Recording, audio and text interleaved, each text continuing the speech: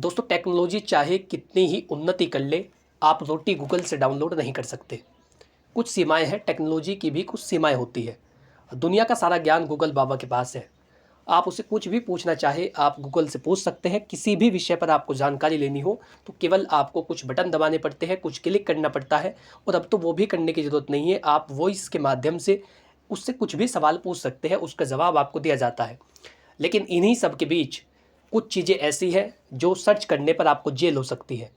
और ये केवल कहने की बात नहीं है, जैसा थंबनेल आप देख करके आए हैं बिल्कुल उसी तरीके का कंटेंट आपको दिया जाएगा।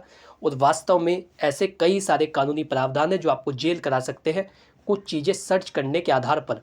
यदि आप कुछ चीज़ें सर्च मात्र करते हैं तो ऐसे में आपको जेल हो सकती है। इसीलिए जब भी आपके बच्चे फ़ोन चलाएं या आप गूगल पर कुछ भी सर्च कर रहे हो तो हमेशा ध्यान रखें कि आप कानून की मर्यादा में रह करके कुछ भी चीज़ सर्च करें, ताकि आप किसी भी प्रकार के जाल में ना फंसे। और सज़ा भी ऐसी नहीं है, 3 से लेकर 7 साल तक की सज़ा आपको केवल सर्च करने पर हो सकती है। आप पर जांच बैठाई जा सकती है, उनके जवाब देने आपको भारी पड़ सकते हैं। विधि वार्ता के इस खास एपिसोड में आपका स्वागत है, जहां पर हम बात करते हैं आपके कानूनी अधिकारों की, जहां पर बात करते हैं उन कानूनी प्रावधानों की जो आपके जीवन को पूरी तरीके से बदल सकते हैं। आज की इस वीडियो में आपको बताने वाला हूं कि गूगल पर कौन सी 4 चीज़ें सर्च करने से आज की इस वीडियो में मैं आपको बताने वाला हूं कि आप गूगल पर कौन सी 4 चीज़ें सर्च ना करें कि आपको जेल हो जाए। 4 चीज़ें सर्च करने से बचिए और लोगों तक भी इस वीडियो को पहुंचाइए, ताकि वो भी गूगल की सीमाओं में रह करके, कानून की सीमाओं में रह करके अपने मोबाइल फ़ोन, अपने किसी भी डिवाइस का यूज़ करें। नमस्कार, मैं मिस्टर हरमन आपका स्वागत करता हूं विधि वार्ता के इस खास एपिसोड पर। दोस्तों चलिए हम बात करते हैं कि वो कौन सी चीज़ें हैं जिनको सर्च करने पर एक व्यक्ति जेल में जा सकता है। दोस्तों साइबर क्राइम, देशद्रोह और गैर कानूनी गतिविधियों में आपका नाम आ सकता है यदि आप इन तीनों या चारों चीज़ों को आप सर्च करते हैं। सबसे पहली है चाइल्ड पोर्नोग्राफी। यदि आप इसे देखते हैं या आप इसे अपलोड कर रहे हैं या आप किसी को शेयर कर रहे हैं या आप इसको गूगल पर सर्च करते हैं, बच्चों से जुड़े किसी भी प्रकार के यौन शोषण को या फिर यौन गतिविधियों को यदि आप सर्च कर रहे हैं, चाइल्ड पोर्नोग्राफी को, और यदि आप इसी तरीके की गतिविधि में शामिल होते हैं या आप बच्चों से रिलेटेड किसी भी प्रकार के कंटेंट को देखते हैं, सर्च करते हैं या फिर किसी और के पास शेयर करते हैं, तो ये पोक्सो एक्ट के तहत क्राइम है। पोक्सो एक्ट के साथ ही ये आईटी एक्ट 2000 के तहत भी क्राइम है, सूचना प्रौद्योगिकी अधिनियम के तहत भी क्राइम है। बच्चों से जुड़ी किसी भी प्रकार की आपत्तिजनक सामग्री को देखना, उसको बांटना, किसी को शेयर करना, एग्ज्यूम करना, उसको वॉच करना, किसी भी तरीके से उसमें शामिल होना, ये एक बड़ा क्राइम है और ऐसा करने पर आपको जेल हो सकती है। इसलिए हमेशा ध्यान रखें कि कभी भी बच्चों से रिलेटेड, जो यौन शोषण से रिलेटेड सामग्रियां हैं, उनको कभी भी देखने से बचिए। आपत्तिजनक सामग्री जो बच्चों के लिए है उनको देखने से आप बचिए। जो बच्चों की जो यौन शोषण की सामग्री होती है या फिर चाइल्ड पोर्नोग्राफी से रिलेटेड कोई भी कंटेंट है, उसको देखने से बचिए, ऐसे में आपको जेल हो सकती है। साइबर क्राइम डिपार्टमेंट ऐसे मामलों पर तुरंत संज्ञान ले सकता है और आपके खिलाफ एफआईआर दर्ज कराई जा सकती है। 3 से लेकर के 7 साल तक की सज़ा ऐसे मामलों में आपको दी जा सकती है। इसलिए हमेशा ध्यान रखें कि अपने मोबाइल फ़ोन में कभी भी बच्चों से रिलेटेड आपत्तिजनक सामग्री को ना तो देखें और ना ही उसको किसी के पास शेयर करें। यदि आपके पास आए, यदि कोई आपके पास शेयर करता है तो तुरंत उस व्यक्ति पर एक्शन लेने की सोचें। यदि आप उसे देख करके कुछ नहीं कहते या किसी और के पास शेयर कर देते हैं तो ये एक बड़ा क्राइम है। सबसे पहली चीज़ यही है कि आपको इस तरीके की सामग्रियों से बचना चाहिए। दूसरे सर्च के लिए मैं बात करूँ तो है बम बनाने की विधि।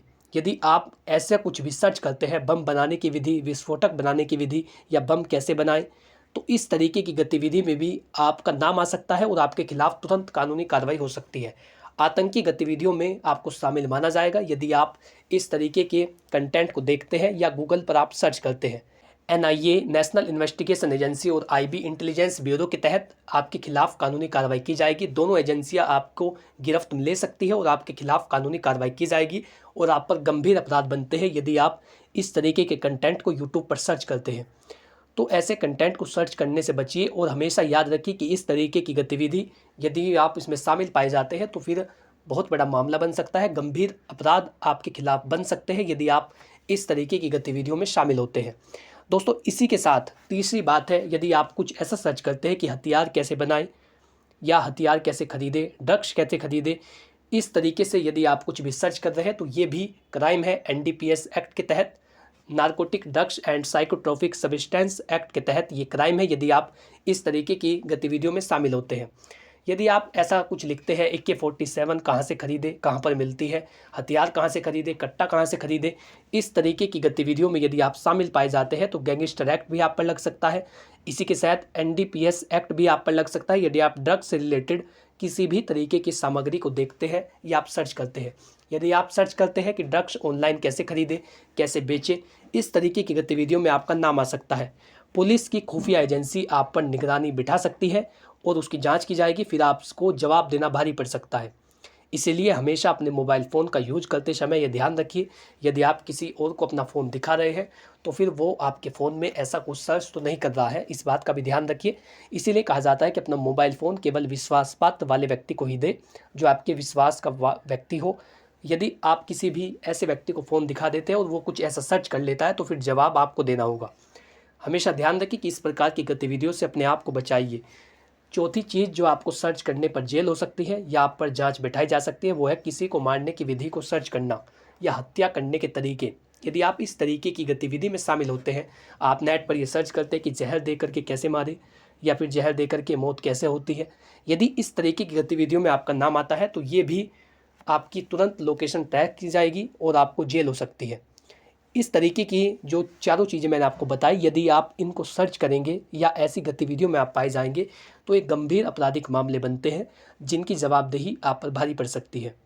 तो हमेशा इस बात का ध्यान रखें कि अपने मोबाइल फ़ोन का इस्तेमाल सोच समझ कर करें, कुछ चीज़ों को सर्च करने से बचिए।